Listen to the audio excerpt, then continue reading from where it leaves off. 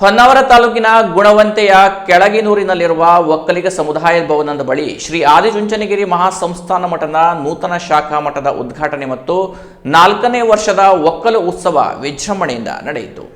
Adichunchanagiri ಮಠಾಧೀಶರಾದ doctor Nirmalananda ಮಹಾಸ್ವಾಮಿಯವರನ್ನ ಪೂರ್ಣಕುಂಭ ಸ್ವಾಗತದ ಮೂಲಕ ಅದ್ದೂರಿಯಾಗಿ ಬರಮಾಡಿಕೊಳ್ಳಲಾಯಿತು.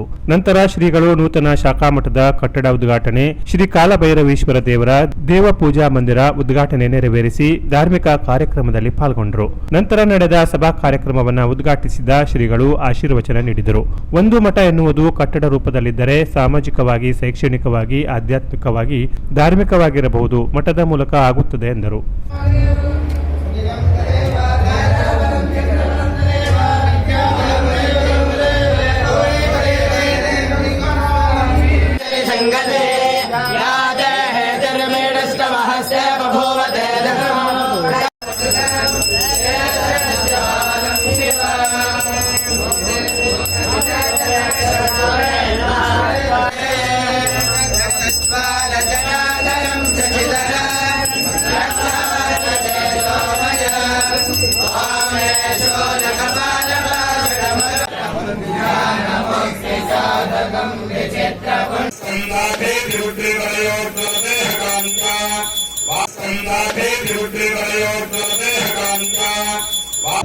ಅಂದಿಗೆ ಪೂಜ್ಯ ಗುರುಗಳ ಜೊತೆಯಲ್ಲೇ ಬಂದದ್ದು ನಿಮಗೆ ಗೊತ್ತಿದೆ. ನಂತರದಲ್ಲಿ ಪ್ರಸನ್ನ ಸ್ವಾಮಿಗಳು ಈ ಭಾಗದಲ್ಲಿರ್ತಕ್ಕಂಥ ನಮ್ಮ ಭಕ್ತರನ್ನು ಅಷ್ಟೇ ಅಲ್ಲ, ಒಟ್ಟು ಸಮಾಜದ ನಮ್ಮ ದೇಶ ಬಂಧುಗಳನ್ನು ಒಗ್ಗೂಡಿಸುವ ಕಾರ್ಯವನ್ನು ಮಾಡಿದ್ದಾರೆ.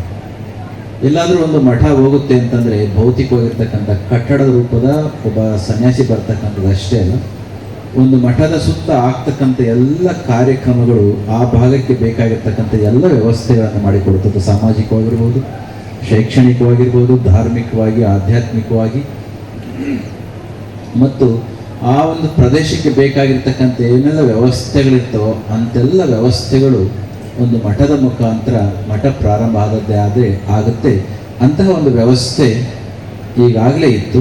ಆದರೆ ಮಠದ ಸ್ಥಾಪನೆಯಿಂದ ಅದು ಇನ್ನಷ್ಟು ನವಲೆತ್ತರಕ್ಕೆ ಏರುವ ಹಾಗೆ ಆಗಲಿ, ಅದು ಆಗುತ್ತೆ ಎಂಬ ಒಂದು ಭರವಸೆಯನ್ನು ಮಾತನ್ನು ಈ ಸಂದರ್ಭದಲ್ಲಿ ಹೇಳ್ತಾ, ಈ ಭಾಗದಲ್ಲಿ ನಮ್ಮ ಭಕ್ತರುಗಳು ಬಹಳ ಕಾಲದಿಂದ ಕೂಡ ಇದ್ದೀರಿ. ಕೇವಲ ಚುಂಚನಗಿರಿ ಮಠದ ಭಕ್ತರು ಅಂತ ಅಷ್ಟೇ ಅಲ್ಲ, ಯಾವುದೇ ಭಾಗದಲ್ಲಿರ್ತಕ್ಕಂಥ ನಮ್ಮ ದೇಶದ ಭಕ್ತರು ದೇಶ ಉದ್ಧಾರ ಆಗಬೇಕು ಅಂತಂದರೆ ದೇಶದ ನಿಜದ ಸಂಪತ್ತಾಗಿರ್ತಕ್ಕಂಥ ಹ್ಯೂಮನ್ ರಿಸೋರ್ಸ್, ಮಾನವ ಸಂಪನ್ಮೂಲ ವೇಸ್ಟ್ ಆಗಬಾರ್ದು. ಸೋಮಾರಿಗಳಾಗಿರ್ತಕ್ಕಂಥವ್ರನ್ನ ಬಡಿದೇರಿಸ್ತಕ್ಕಂಥ ಕೆಲಸವನ್ನು ಮಾಡಿದ್ದೆ ಆದರೆ ಖಂಡಿತ ಸಮಾಜವೂ ಕೂಡ ಉದ್ಧಾರ ಆಗುತ್ತೆ ಮತ್ತು ದೇಶವೂ ಕೂಡ ಅಭಿವೃದ್ಧಿಯ ಪಥದಲ್ಲಿ ಹೋಗಲಿಕ್ಕೆ ಸಾಧ್ಯ ಆಗುತ್ತೆ. ಇಂತಹ ಒಂದು ಸ್ಥಿತಿಯನ್ನು ಮನಗಂಡು ಪೂಜ್ಯ ಗುರು ಶ್ರೀ ಡಾಕ್ಟರ್ ಬಾಲ್ ಗಂಗಾಧರ ಮಹಾಸ್ವಾಮೀಜಿಯವರು 1800 ವರ್ಷಗಳ ಇತಿಹಾಸವುಳ್ಳಂಥ ಆದಿಚುಂಚನಗಿರಿ ಮಹಾಸಂಸ್ಥಾನ ಮಠಕ್ಕೆ ಚೈತನ್ಯ ಪುರುಷರಾಗಿ ಬಂದ ಮೇಲೆ ಎಲ್ಲ ಭಕ್ತರನ್ನು ಕೂಡ ಏಳಿಸಿದರು. ಎದ್ದ ಪರಿಣಾಮ ಏನಾಯಿತು? ಇವತ್ತು ಇಡೀ ಒಕ್ಕಲಿಗ ಸಮುದಾಯ ಅಷ್ಟೇ ಅಲ್ಲ, ಮಠಕ್ಕೆ ನಡ್ಕೊಳ್ತಾ ಇರ್ತಕ್ಕಂಥ ಎಲ್ಲ ಸಮುದಾಯಗಳೂ ಕೂಡ ಇವತ್ತು ಎದ್ದು ನಿಂತು ಚೈತನ್ಯಯುಕ್ತರಾಗಿ ಸಮಾಜವನ್ನು ಕಟ್ಟುವ, ತಮ್ಮ ಮನೆಗಳನ್ನು ಕಟ್ಟಿಕೊಳ್ತಕ್ಕಂಥ, ತಮ್ಮ ಭವಿಷ್ಯವನ್ನು ಕಟ್ಟಿಕೊಳ್ತಕ್ಕಂಥ ಕೆಲಸವನ್ನು ವ್ಯವಸ್ಥಿತವಾಗಿ ಮಾಡ್ತಾ ಇರೋದ್ರಿಂದ ಸಹಜವಾಗಿ ದೇಶದಲ್ಲಿರ್ತಕ್ಕಂಥ ದೇಶ ಬಂಧುಗಳು ಎಚ್ಚೆತ್ತು ಕೆಲಸವನ್ನು ಮಾಡಿದರೆ ತಾವು ಉದ್ಧಾರ ಆಗ್ತಾರೆ, ದೇಶವು ಕೂಡ ಉದ್ಧಾರ ಆಗಲಿಕ್ಕೆ ಸಾಧ್ಯ ಆಗುತ್ತೆ. ಅಂತಹ ನಿಟ್ಟಿನಲ್ಲಿ ತಾವೆಲ್ಲರೂ ಕೂಡ ಹೊರಟಿದ್ದೀರಿ. ತುಂಬ ಸಂತೋಷ. ಇಂತೆಲ್ಲ ಕಾರ್ಯಕ್ರಮಗಳನ್ನ ರಾಜ್ಯದ ಮೀನುಗಾರಿಕೆ, ಬಂದರು, ಒಳನಾಡು, ಜಲ ಸಾರಿಗೆ ಸಚಿವರಾದ ಮಂಕಾಳು ವೈದ್ಯ ಅವರು ಮಾತನಾಡಿ, ಸಮಾಜದ ಕಟ್ಟಕಡೆಯ ವ್ಯಕ್ತಿಯು ನ್ಯಾಯಯುತ ಶಿಕ್ಷಣ ನೀಡಲು ಪ್ರಯತ್ನಿಸುತ್ತಿದ್ದೇನೆ. ನನ್ನ ಆಸೆಯಂತೆ 1 ವರ್ಷದೊಳಗೆ ಮಠ ನಿರ್ಮಾಣವಾಗಲು ಒಕ್ಕಲಿಗರ ಸ್ವಾಭಿಮಾನದ ಸಂಕೇತವಾದ ಶಾಖಾ ಮಠ ನಿರ್ಮಾಣವಾಗಿದೆ. ಪ್ರಪಂಚದ ಮೂಲೆ ಮೂಲೆಯಲ್ಲಿ ಆದಿಚುಂಚನಗಿರಿ 550 ವಿದ್ಯಾಸಂಸ್ಥೆ ಇದ್ದು 1,63,000 ವಿದ್ಯಾರ್ಥಿಗಳು ಅಧ್ಯಯನ ಮಾಡುತ್ತಿದ್ದಾರೆ. ಸರ್ಕಾರದ ಸಾಧ್ಯವಾಗದೇ ಇರುವ ಹಲವು ಕಾರ್ಯ ಆದಿಚುಂಚನಗಿರಿ ಮಠ ನೀಡುತ್ತಿದೆ. ಒಕ್ಕಲಿಗ ಮಠದ ಜಿಲ್ಲೆಯ ಪ್ರಧಾನ ಕಾರ್ಯದರ್ಶಿಗಳಾದ ಶ್ರೀ ಪ್ರಸನ್ನನಾಥ ಸ್ವಾಮೀಜಿಯವರು ಶಾಖಾ ಮಠದಲ್ಲಿ ಸದಾಕಾಲ ಇರುವಂತೆ ಮನವಿ ಮಾಡಿದರು. ಇಲ್ಲಿಯ ಜನರ ಪರಿಸ್ಥಿತಿಯನ್ನ ನೋಡಿ, ನಮ್ಮ ಜಿಲ್ಲೆಯ ಪರಿಸ್ಥಿತಿಯನ್ನ ನೋಡಿ ಅವರು ನಿರ್ಧಾರ ಮಾಡಿದಂತ ತೀರ್ಮಾನದಿಂದ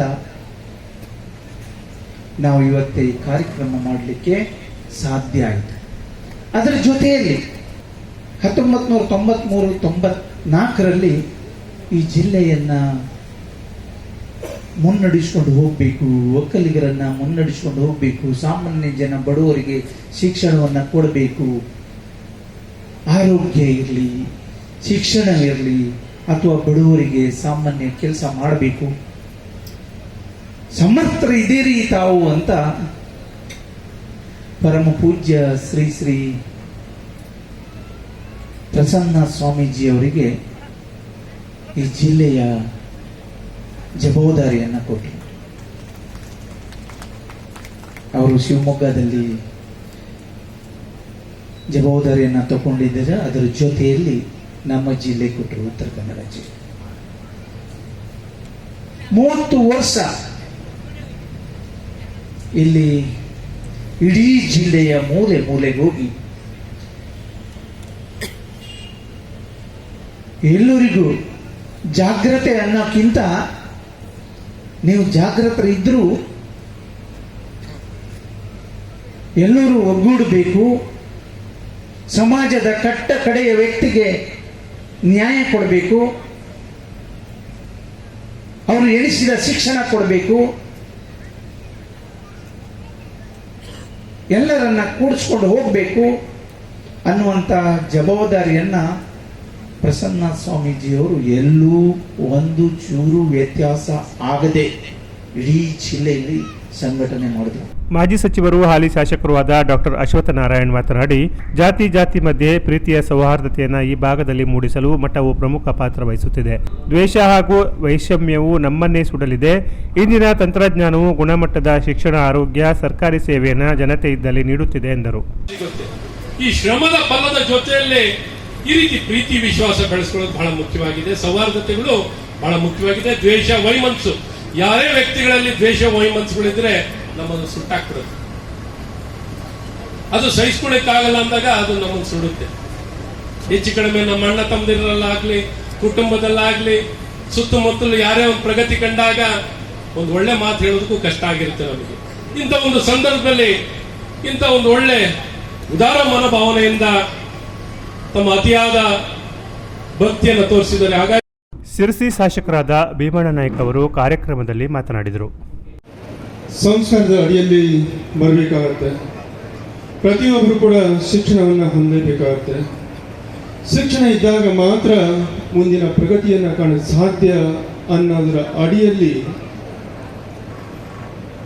ಮಠ ಈಗಾಗಲೇ 500-600 ಶಿಕ್ಷಣ ಸಂಸ್ಥೆಯನ್ನು ತೆರೆಯುವ ಮುಖಾಂತರ ಬರೀ ಸಮಾಜದ ಮಕ್ಕಳು ಒಂದೇ ಅಂತಲ್ಲ, ಎಲ್ಲ ಸಮಾಜದ ಮಕ್ಕಳಿಗೆ ಒಳ್ಳೆಯ ಶಿಕ್ಷಣವನ್ನು, ಒಳ್ಳೆಯ ಸಂಸ್ಕಾರನ ಕೊಟ್ಟಿರುವಂಥದ್ದನ್ನು ನಾವೆಲ್ಲರೂ ಕೂಡ ಸ್ಮರಿಸ್ತೀವಿ. ಈ ಮಠದ ಪರಂಪರೆಯನ್ನು ನಾವೆಲ್ಲರೂ ಕೂಡ ಉಳಿಸ್ಕೊಂಡು ಹೋಗಬೇಕಾದ್ರೆ, ಪ್ರತಿಯೊಂದು ಮಠದ ಸಂಸ್ಕಾರವನ್ನು ಸರಿಯಾದ ರೀತಿಯಲ್ಲಿ ಕಾರ್ಯರೂಪಕ್ಕೆ ತರಬೇಕಾದ್ರೆ, ಜಾತಿಗಳ ಮಧ್ಯೆ ಬರ್ತಕ್ಕಂಥ ಕಲಹವನ್ನು ದೂರ ಇಟ್ಟು ಶ್ರೀಗಳ ಆಶೀರ್ವಾದವನ್ನು ಕೇಳುವ ಮುಖಾಂತರ ನಾವೆಲ್ಲರೂ ಒಂದಾಗಿ ಬಾಳ್ತಕ್ಕಂಥ ಶಕ್ತಿ ಭಗವಂತ ಮತ್ತು ಶ್ರೀಗಳ ಆಶೀರ್ವಾದದಿಂದ ನಾವೇನು ಕೇಳಿ ಅವನ್ನ ಅನುಸರಿಸ್ತೀವಿ, ಅವನ ಪಾಲನೆಯನ್ನು ನಾವು ಮಾಡಬೇಕಾದ್ರೆ ಪ್ರತಿಯೊಬ್ಬರು ಕೂಡ ಶಿಕ್ಷಣವಂತರ ಆಗಬೇಕು ಅನ್ನೋಂಥ ವಿಚಾರಗಳು ಶ್ರೀಗಳದ್ದು ಕೂಡ ಹೌದು. ಈ ಸಂದರ್ಭದಲ್ಲಿ 1 ವರ್ಷದೊಳಗೆ ಮಠ ಸ್ಥಾಪನೆಗೆ ದೊಡ್ಡ ಕೊಡುಗೆ ನೀಡಿ ಒಕ್ಕಲಿಗ ಸಮಾಜದ ಪ್ರೀತಿ ಪಾತ್ರರಾಗಿರುವ ಸಚಿವ ಮಂಕಾಳು ವೈದ್ಯರಿಗೆ ವಿಶೇಷ ಸನ್ಮಾನ ನಡೆಯಿತು. ಕರ್ನಾಟಕ ಸಹಕಾರಿ ರತ್ನ ಪ್ರಶಸ್ತಿ ಪುರಸ್ಕೃತ ಗಣಪಯ್ಯ ಗೌಡ, ಸಮುದಾಯ ಭವನ ನಿರ್ವಾಹಕ ಕಿರಣ ಮಂಜುಗೌಡ, ಮಾದೇವಿಗೌಡ ಹೊಳ್ಳಾಕುಳಿ ಅವರನ್ನು ಸನ್ಮಾನಿಸಲಾಯಿತು. ಬಿಜಿಎಸ್ ರೈತ ರತ್ನ ಪ್ರಶಸ್ತಿ ಮತ್ತು ದಾನಿಗಳಿಗೆ ಸನ್ಮಾನ ನಡೆಯಿತು. ತಾಲೂಕಾ ಒಕ್ಕಲಿಗ ಸಂಘದ ತಿಮ್ಮಪ್ಪ ಗೌಡ ಅಧ್ಯಕ್ಷತೆ ವಹಿಸಿದ್ರು. ವೇದಿಕೆಯಲ್ಲಿ ಶ್ರೀ ಆದಿಚುಂಚನಗಿರಿ ಶಾಖಾ ಮಠದ ಪ್ರಧಾನ ಕಾರ್ಯದರ್ಶಿ ಶ್ರೀ ಪ್ರಸನ್ನನಾಥ ಸ್ವಾಮೀಜಿ, ಶಾಖಾ ಮಠದ ಪೂಜ್ಯರುಗಳು ಮತ್ತು ಬ್ರಹ್ಮಚಾರಿಗಳು, ಶಾಸಕ ದಿನಕರ್ ಶೆಟ್ಟಿ, ಡಿಎಫ್ಒ ಯೋಗೇಶ್, ಸಿಕೆ ತಹಶೀಲ್ದಾರ್ ಪ್ರವೀಣ್ ಕರಾಂಡೆ, ಕೆಳಗಿನೂರು ಗ್ರಾಮ ಪಂಚಾಯಿತಿ ಅಧ್ಯಕ್ಷೆ ಚಿತ್ರಾಕ್ಷಿ ಗೌಡ, ಶಾಖಾ ಮಠ ಲೋಕಾರ್ಪಣೆ ಸಮಿತಿ ಅಧ್ಯಕ್ಷರಾದ ಕೃಷ್ಣ ಗೌಡ, ಚುಂಚಶ್ರೀ ಪ್ರಶಸ್ತಿ ಪುರಸ್ಕೃತ ಕೆಟಿ ಗೌಡ, ಭೈರವಿ ಮಹಿಳಾ ಸಹಕಾರಿ ಸಂಘದ ಅಧ್ಯಕ್ಷೆ ಶಾಂತಿ ಮಾದೇವಗೌಡ, ರಾಜ್ಯ ಒಕ್ಕಲಿಗ ಸಂಘದ ನಿರ್ದೇಶಕ ಧರ್ಮೇಶ್ ಶ್ರೀಬೈಲ, ಒಕ್ಕಲಿಗ ಯುವ ವೇದಿಕೆ ಅಧ್ಯಕ್ಷ ವಾಸು ಗೌಡ ಮತ್ತಿತರರು ಇದ್ದರು. ಲಕ್ಷ್ಮೀಕಾಂತ ಗೌಡ ಸ್ವಾಗತಿಸಿದರು. ರಾಘವೇಂದ್ರ ಗೌಡ ನಿರೂಪಿಸಿದರು. ಬಾಲಚಂದ್ರ ಗೌಡ ವಂದಿಸಿದರು. Canara plus news Honnavar.